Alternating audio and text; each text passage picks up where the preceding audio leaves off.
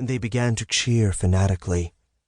The undead moaning and clattering joined the noise, and soon the terrifying laugh of demons and abominations joined in as well. The hordes marched into the night. They would bring captives as ordered, after they had their fun. 1. Dale's group warily began ascending the stairs that led to the surface. Covered in dust, blood, and other foul substances, their main goal at this point was to clean themselves up and go to bed. They began moving upward, but Dale nearly missed a step when a voice sounded in his mind.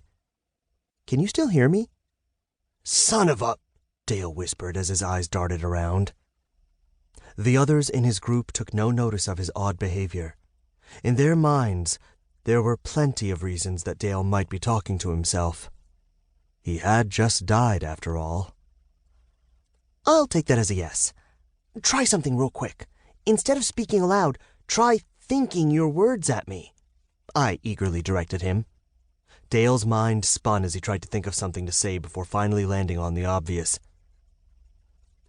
"What are you?" he thought, as hard as he could. "Danny, I'm not getting anything from him. What should we do? I think talking aloud will make people think he is mentally damaged, so—" "Oh, is that it?" "Yeah, I'll tell him. Dale, hi, my name is Cal. I am the dungeon, so kind of aim your words at me." Dale again tried to use his thoughts, pretending he was talking to this Cal. "Hello?" I responded in a very excited tone. "There we go! Listen, Dale, I don't really think you should tell other people about this. We don't have time for explanations since you are about to meet up with a bunch of powerful people, but we will talk later." "Hey, you can't just suddenly pop into my head and then not give me any Dale began, thinking indignantly at the voice.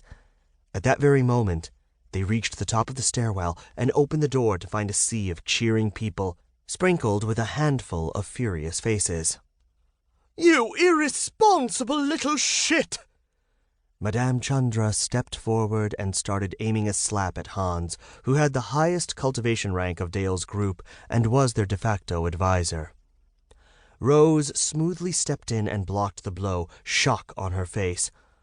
"Grandma, what is wrong with you?" "We just saw you fight a beast, Rose," Chandra hissed at the young half-elf. "He was supposed to protect and guide you all, not lead you directly into a death trap." Rose stayed firm in the face of the High Mage. "He did everything he could. That beast was something none of us could have expected, and it broke almost every bone in Hans's body when he attacked it, giving the rest of us a chance." Rose was flushed and furious. "We would all be dead right now if he hadn't been able to inject poison with the daggers he found. That cat was moving too fast for us to land a single hit until Hans basically sacrificed himself for us." Several healers voluntarily stepped forward and offered their services to the weary group as Rose tried to calm Madame Chandra down. Most of the healers subtly avoided Dale.